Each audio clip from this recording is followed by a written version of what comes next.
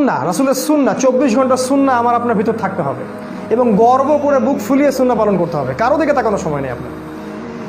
ফজরের আগে উঠতে হবে, ওই সময় একটু দোয়া করা, দোয়া কবুল হয়। আল্লাহ তৌফিক দান করুন সবাইকে, আল্লাহুম্মা আমিন। ফজরের সালাত পড়ার পরে ঘুমানো যাবে না, ওই সময়টাই পড়াশোনার সময়, ওই সময়টাই আপনাকে বই নিয়ে বসতে হবে, কোরআন নিয়ে বসতে হবে। প্রতিটা দিন মিনিমাম 1 ঘন্টা কোরআন পড়তে হবে। আমার কথা আপনি বোঝেন বা না বোঝেন, কোরআন তেলাওয়াত করতে হবে, বোঝেন আর নাই বোঝেন। আর আমি তো বলছি বারবার, বুঝতে হবে, বুঝতে হবে। আপনাকে আরবি ভাষাটা শিখতে হবে। আরবি ভাষা না জানেন, অ্যাটলিস্ট কোরআনের আপনাকে তর্জমাটা পড়েন, A to Z তর্জমাটা পড়েন। ডেইলি 4-5টা করে হাদিস পড়েন, একটা বিষয়ভিত্তিক বই পড়েন। সকালের 2 ঘন্টায় দেখবেন আপনি অনেক কিছু পড়তে পারবেন, অনেক কিছু। এরপরে ঘুমানো যাবে না, এরপরে আপনি জগিং শুজ আপনাকে পড়তে হবে।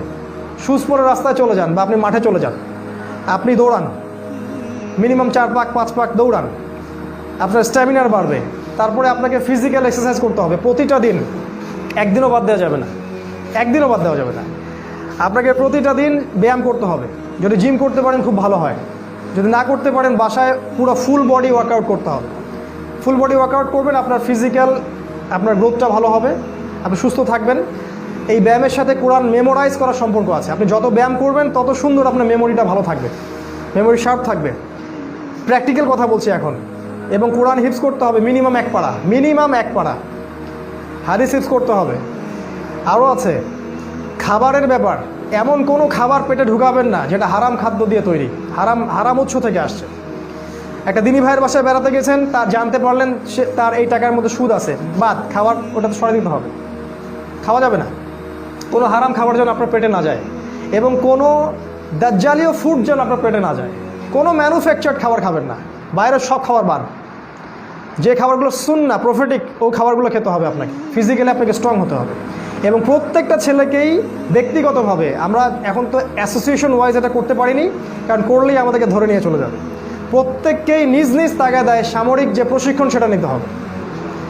এটা ইউটিউবে পাবেন, ইউটিউবে গেলে দেখবেন সামরিক অনেক প্রশিক্ষণ, অনেক ব্যায়াম আছে। কিভাবে আপনি ফিজিক্যালি ফিট থাকবেন, কেমন করে আপনি পুশ আপ দিবেন, ওদের ট্রেনিং আছে। তো এগুলো এখন অ্যাভেলেবল, এগুলো আপনাকে নিতে হবে, কারণ যে কোনো সময় আপনাকে আল্লাহর পথে আসতে হতে পারে। তখন আপনি কি ওই সময় আবার প্রশিক্ষণ নেবেন? এখন থেকে প্রস্তুত হন। আমাদের যে ভাইরা গ্রাম থেকে আসে, আমি তাদের প্রতি ঈর্ষা করি।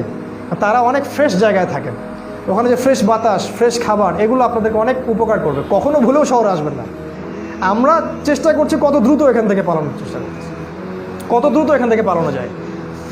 এছাড়া কোনো হারাম রিজিকের সাথে আমাদেরকে জড়ানো যাবে না, প্র্যাকটিক্যাল কথা বলছি। এরপর আমাদের ফ্যামিলি ইমিডিয়েটলি বিয়ে করতে হবে, যাদের বিয়ের সামর্থ্য আছে ইমিডিয়েটলি। যাদের একাধিক করার সামর্থ্য আছে একাধিক করতে হবে।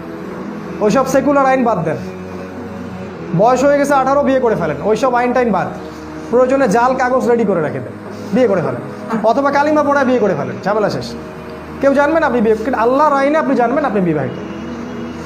ট্রিক্স অ্যাপ্লাই করতে হবে। ওরা যদি আমাদের সাথে ট্রিক্স অ্যাপ্লাই করতে পারে, আমাদেরকে করতে হবে।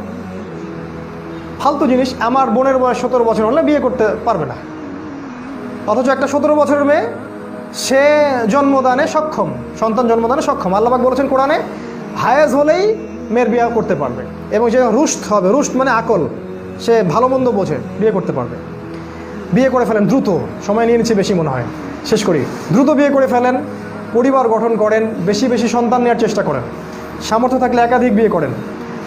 এবং আপনি যতটুকু জানেন কোরআন সুন্নাহ, যা জানেন তাই প্রচার করতে থাকেন, যা জানেন তাই প্রচার করতে থাকেন। আপনার পরিবারটাকে স্ট্রংলি গড়ে তোলেন, কোনো কিছু ছাড় দিবেন না, পরিবারে কোনো ছাড় দিবেন না। আমরা অন্য ভাইদেরকে ছাড় দিব, অন্যের প্রতি আমরা নরম হব, ইসলামকে সহজ করে দিব, কিন্তু নিজের ক্ষেত্রে ইসলামকে কঠোরভাবে রাখতে হবে, ইসলামকে নিজের ক্ষেত্রে কঠোরভাবে রাখতে হবে। আরও আছে, আপনার এই যে দলাদলি ত্যাগ করেন, আপনি একটা দল করেন, আমার কোনো আপত্তি নাই, কিন্তু মন মানসিকতাটা বড় করেন, সবাইকে ভাই মনে করেন, সবার মাঝে একটা মিউচুয়াল আন্ডারস্ট্যান্ডিংয়ের চেষ্টা করেন, সবাইকে একটা প্ল্যাটফর্মে আনার চেষ্টা করেন। এখন কেউ দায়িত্ব পালন করুক বা না করুক, আপনি দায়িত্ব কাঁধে নিয়ে নেন। দাওয়াত, ব্যাপক দাওয়াত দিতে হবে এখন আমাদেরকে। আগামী 5 বছর, মিনিমাম 5 বছর আমাদেরকে চেষ্টা করতে হবে বাংলাদেশের প্রতিটা জায়গায় যেন ফাউন্ডেশনের শাখা তৈরি হয়ে যায়, প্রতিটা জায়গায়, অ্যাটলিস্ট জেলা শহরগুলোতে। আমাদের কমিউনিটি দরকার, হিউজ আমাদের কমিউনিটি দরকার। আমাদের অবশ্য গরু ছাগলের দরকার নাই, স্মার্ট পিপল দরকার। এরকম পিপল প্রতিটা জেলায় যদি আমাদের 20-30টা করে থাকে এনাফ। এবং প্রতিটা ভাইদেরকে বোঝানো যে আমাদেরকে মুসলিম ভিলেজ তৈরি করতে হবে, মুসলিম কমিউনিটি, এবং সেটা একটা অপশন। দাওয়া দিতে দিতে এই প্রজেক্টগুলো নিয়ে আমরা যখন আগাতে থাকবো, আমাদের জনসংখ্যা বাড়তে থাকবে, আমাদের মাসিক ইয়ানত বাড়বে, আমাদের অর্থনৈতিক ব্যাপারটা শক্তিশালী হবে, একসময় গভর্নমেন্টও আপনাকে ভয় করবে, ইনশাআল্লাহ। আমি বারবার বলি যে দাজ্জাল শক্তিশালী, ইহুদিরাও এখন শক্তিশালী, জায়নিস্টরা অনেক শক্তিশালী, কিন্তু তারা আমাদের ইমানের চেয়ে বেশি শক্তিশালী না। কেউ আমাদের ইমানের চেয়ে বেশি শক্তিশালী না। আল্লাহ পাক চাইলে আমাদের ইমানের কারণে আকাশ থেকে ফেরেশতা নাজিল হবে। এটা হয়েছে আগে, এখনও সম্ভব। এটাকে বিশ্বাস করেন? এটা সম্ভব। আর ইসলামের বিজয়টা সংখ্যা গরিষ্ঠতা দিয়ে হবে না, উন্নত প্রশিক্ষণ দিয়েও হবে না। আমাদের বিজয়টা ইমান দিয়ে হবে। আল্লাহ পাক আমাদের এই বিজয়ে আমাদেরকে বিজয়ী কাফেলার সাথে অংশ নেওয়ার তৌফিক দান করুন, আল্লাহুম্মা আমিন।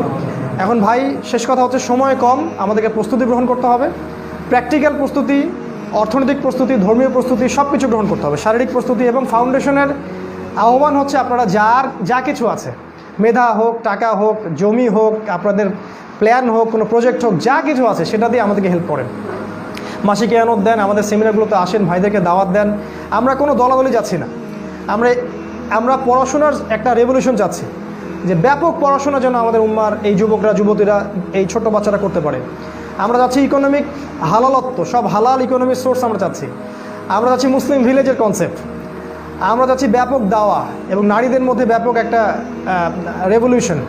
এই জিনিসগুলো নিয়েই আমাদের ফাউন্ডেশন।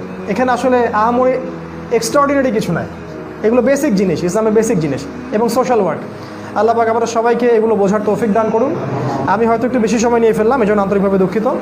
আমাদের হাতে এখন সময় আছে প্রায় 40 মিনিটের মতো। যদি কারো কোনো প্রশ্ন থাকে সে প্রশ্ন করতে পারেন। আর আপনাদের জন্য কিছু হাদিয়া আছে, খাবারের ব্যবস্থা আছে, সেটাও অবশ্যই নিয়ে যাবেন। আমরা ইনশাআল্লাহ